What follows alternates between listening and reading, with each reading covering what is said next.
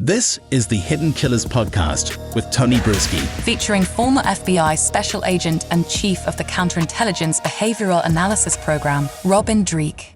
Rachel Morin, the mom who went for that jog and then was found brutally murdered along the path. Justice still not being served there because we still don't know who the actual killer is, at least the identity of the killer. We believe that we've seen him on tape now, but that's just about it. There's even DNA evidence, but still, if that can't be traced to anything, it doesn't go anywhere. Here to talk about it a little bit more, Dreeke, retired FBI Special Agent. Robin, this is a case that I think we looked at initially and thought, wow, they already got a guy on tape. They got some DNA shortly after this horrific crime took place, but not much has happened since. Why do you think that might be? Yeah, I originally commented on this one quite a bit, very hopefully as well, because when you have door cam footage from LA, they had put the DNA from a home invasion out in LA into the system. They get a match because they have DNA evidence from the murder scene here in Maryland. And you're thinking, hey, well, at least we got a DNA match. So we have people in a place to interview out in LA. They sent the police officers from Maryland to LA to coordinate with them. They've sent them down to DC on a lead. They've been up to Chicago on a lead. So they've been covering all these leads. And so I was thinking personally, the trail was kind of hot. Mm-hmm. Even though we didn't have any arrests right along, we had an area where you have people that probably frequent this routinely, that are in a routine of walking on the trail. So they probably have seen someone that looked a little unusual. You have houses that you could canvass, people you can interview. So I was thinking we might have some leads to follow and this would come to fruition. The only thing that really struck me early on as a challenge was, how did this guy go all the way from LA to Maryland? What was the cause there? I was thinking that there was some social media connection here. She had admittedly been on dating sites. And so I'm thinking that there's going to be a digital footprint of some sort that they could link to him stalking her, tracking her, following up with something, that there'd be a way to do that.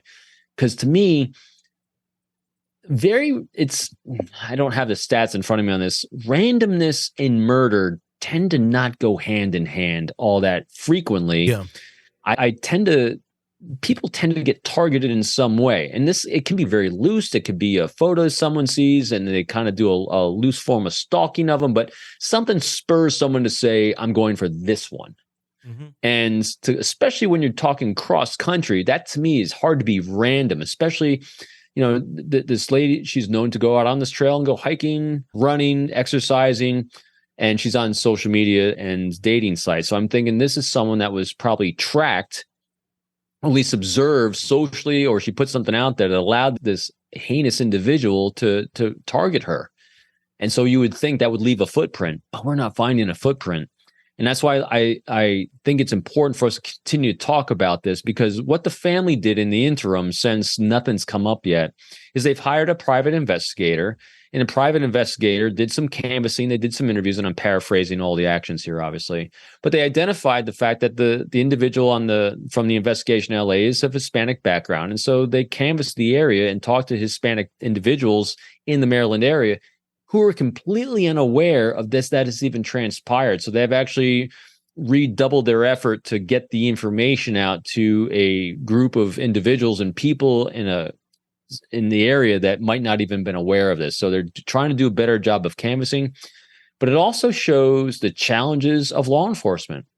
If you have an individual that doesn't leave a footprint, and we saw this with the Cavalcante case too, the escaped convict from Pennsylvania. So here's an individual that comes in the country illegally. He doesn't have any credit card history. He's existing on the goodwill of being a day laborer and family members and friend members. It's easy to stay off the grid.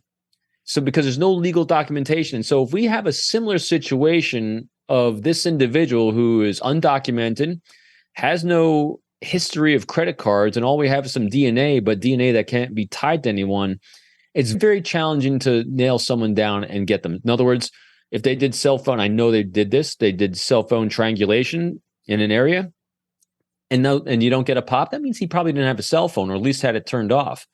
Who does that? Well, someone who doesn't have much money, someone who's living day to day. I mean, so all these kind of things come together to say, It can be really hard to do our job when we're trying to find these killers, unfortunately. What do we know about the video and the police visit and investigator visit to that house, if anything, right now? I mean, that was something that was the big spark. Everybody thought, wow, we have a house. It looked like a child that opened the door and let him out. Where did that go? I mean, wouldn't some of these individuals have knowledge of who this person is in some way, shape, or form, or where he came from, or where he might be going? I have no idea. I would have thought too, because it looked like someone closed the door behind him. So even if it was a home invasion, it was cordial enough that someone closed the door for him as he's exiting. Doesn't seem like any home invasion I've ever heard of. It's a different look, and anytime you see a different look, that means there's lots of data points in there to be exploited to gather and coalesce. But when I was listening to the the chief was speaking, a couple days ago, and it was, I think, about 10 days ago on this again, he gave a press conference with an update, and he was kind of not doubling down in the sense of, it was only this. He's doubling down on the fact that this was a home invasion, and they've interviewed the people involved, and they don't have any more information. I'm like, that was kind of odd to me. Now, we never know the full extent of what law enforcement knows for the investigation. But at the same time, though, I think we would know more. Because the fact that we still don't have a name, and we don't have, we got a description of the individual that would come from the home invasion, most likely. That's it. So it's really kind of sparse. But we do have the fact that there was some substantial leads, and not suspect interviews, but there were interviews done in other states. Kind of shows that at least we were given more information to kind of get some more information in, both in Chicago and in the DC area, which again shows this individual's traveling. How they traveling, why they traveling, coast to coast. I mean, you would think that if someone was settling down in an area that they would kind of exploit that area first, but this one's traveling, which makes me really, one of the reasons why this case is important to me, because it has the potential hallmarks, and I do my little fingers here, the potential hallmarks of a potential serial rapist. Yeah. And those are the ones that are really hard to track and find, because typically they're targeting sex workers. And sex workers are typically trafficked. Yeah. They're brought into that industry completely unwillingly. You're disenfranchised, and a serial rapist can go up to 400, some of them have done. And you never even know, because their targets typically don't come forward to law enforcement out of fear and shame. Sure. And so my fear is that this will evolve into that, or is that already. So that's why I think it's important. I mean, look at Rex Heuermann and that whole case.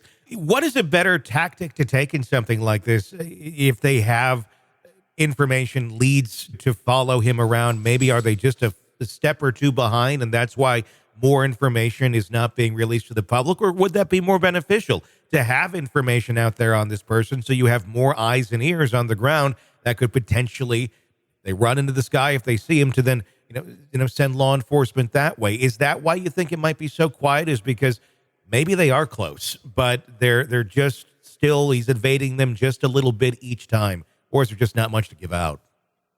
I don't think they're very close, unfortunately. I don't get the sense, when you look at how the briefing went with the chief, it just didn't seem like there was much there. And the information they do have, they're going to release whatever information they think will be of benefit to the public to bring this to justice. If there's nothing there that they think will benefit. So there's a lot of interviews that they might have done that just wouldn't serve the public trust. It wouldn't serve the case moving forward in any productive way to finding the individual. Because the only reason you provide information to the public at this point is to help find the individual. So what we're seeing, though, from a lack of information, is they have a lack of information to provide the public to do just that. And I trust that they are, too, because all the efforts that they put into buying bicycles, getting four-wheelers, all the things that the local police department did, and they're still doing with the number of investigators they put on it, I completely believe they're doing a great job of due diligence with the resources they're pumping at this. And the fact that we don't know more says that we don't have more to be able to share yet. I think going maybe into these different communities and getting the word out another way, doing a social media campaign that the family's starting, that might help. We'll just keep our fingers crossed that something will pop soon. Want to listen ad-free? Want advanced access to all of our interviews before anyone else? Become a True Crime Today Premium Plus subscriber on Apple Podcasts. You get every episode commercial-free. So you can binge on true crime until you can binge no more. Search True Crime Today Premium Plus on Apple Podcasts now, or go to our podcast page and sign up now. More of the Hidden Killers podcast next.